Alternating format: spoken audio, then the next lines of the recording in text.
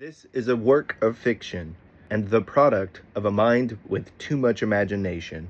Some settings are loosely inspired by real locations, but have been reimagined to fit the plot of this story and are in no way intended to be authentic representations of said locations. Accordingly, any foreign languages are not meant to be entirely accurate, nor a reflection upon the various ethnicities that might use that language, native or otherwise. This will eventually make sense.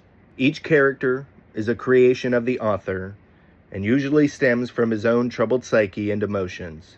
They belong completely to him, and any similarities to real persons, either living or dead, are entirely coincidental.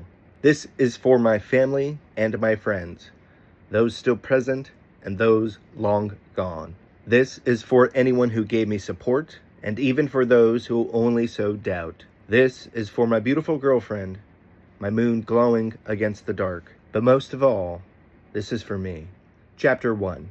First comes the next part. Same location, or pick another, just for fun. Mark sat on the futon's edge, his leg nervously bouncing as he stared at the digital clock atop his dresser.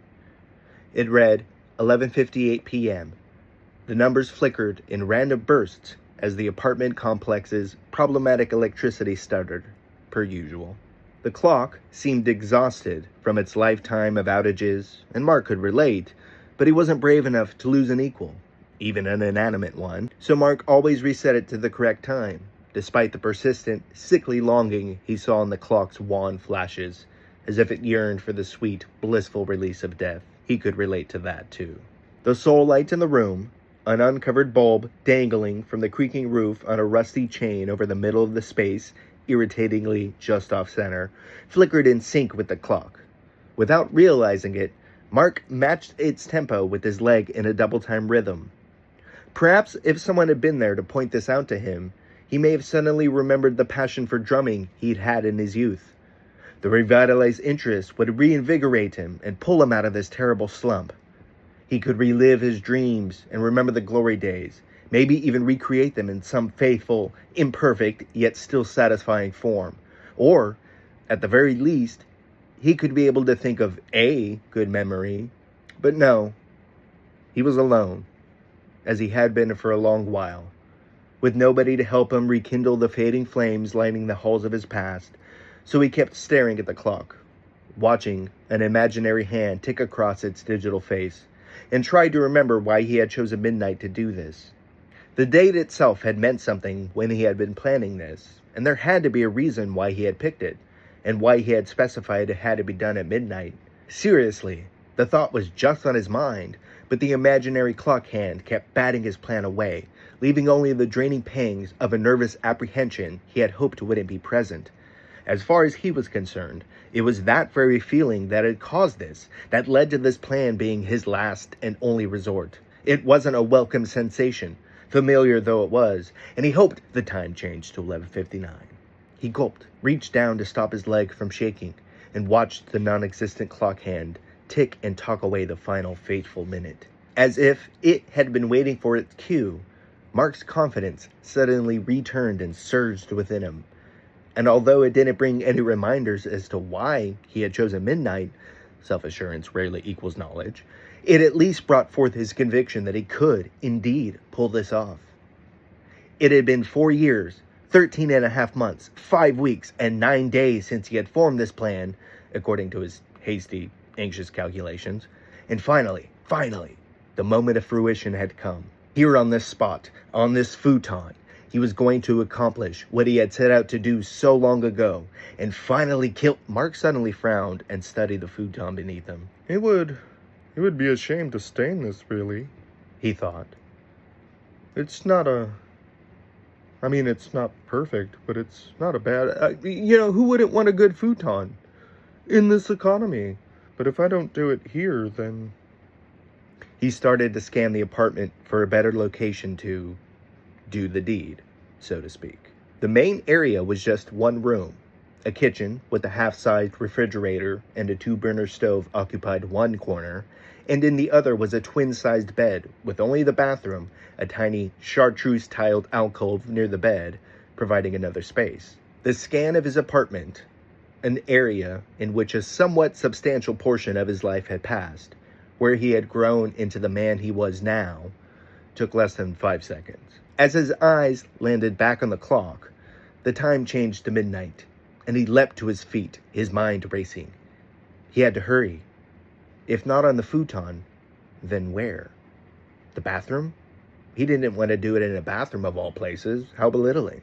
There was the kitchen, but was that any better than a bathroom? His thoughts became distracted for a bit while he pondered this, but the lights flickered again, and 12 flashed on the clock once more, and reminded him what needed to be done. It was still waiting for him, as it had been for years, always waiting, inside his dresser, right next to the bed, in the drawer underneath the clock, actually. He could just do it there, in front of the dresser, right? Surely, he didn't want to ruin his bed either, in case someone wanted it along with the futon, so he could, well, maybe he could aim more towards the kitchen, since it might be easier to clean the tile. He gulped again, feeling guilty that someone would have to clean up the mess he would leave behind, but Tell them sorry too.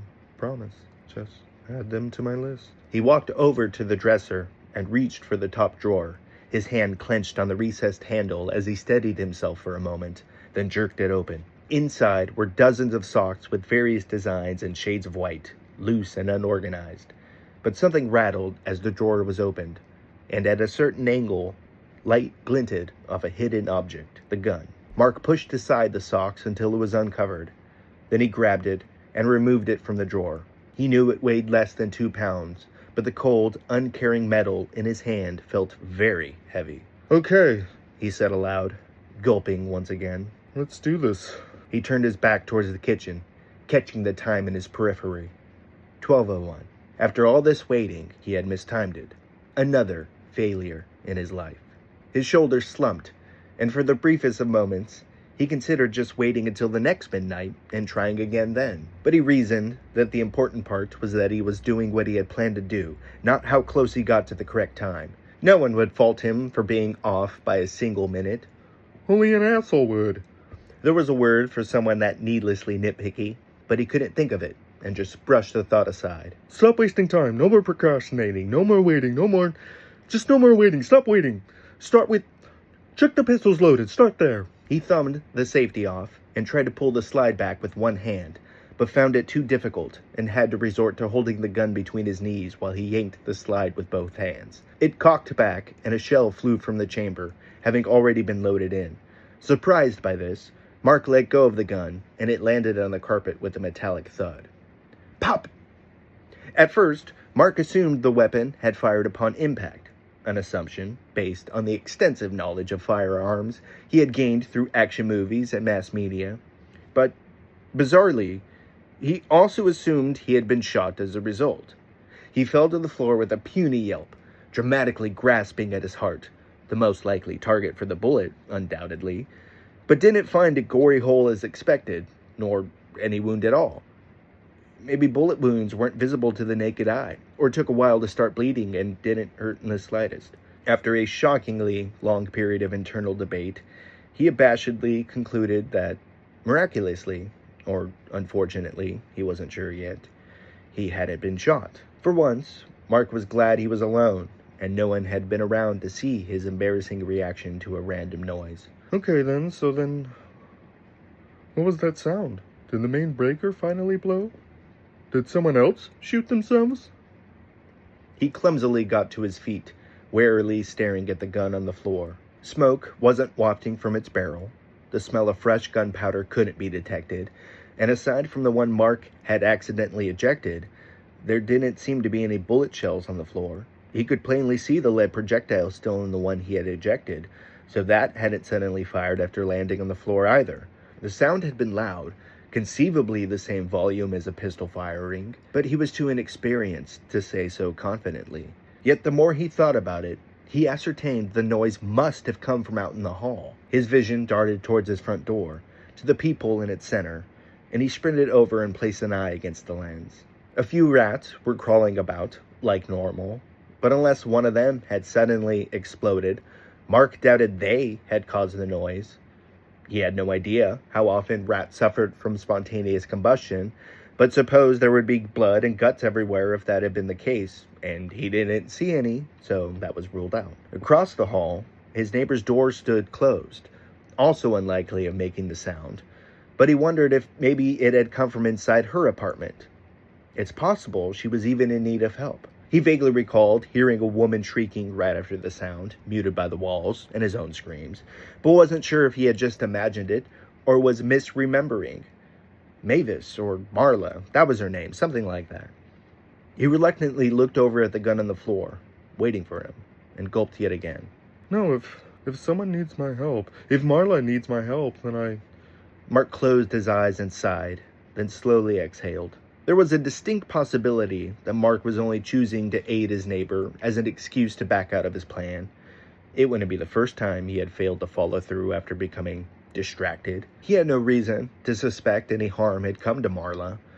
Honestly, he actually thought the apartment's main circuit breaker exploding seemed the most likely of scenarios. Incredibly, he failed to notice this was impossible, since the electricity was still on.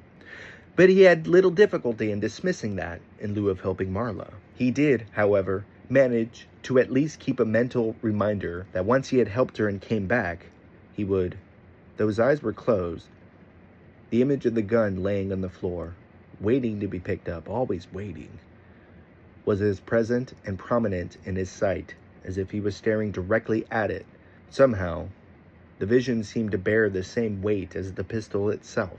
But Marla needed his help, which managed to outshine the hefty picture, strangely. His eyes shot open, and he grabbed the doorknob and twisted, and with the self-assurance that had been missing in him for years, Mark swung his door open and stepped out into the hall, then walked over and knocked on Marla's door.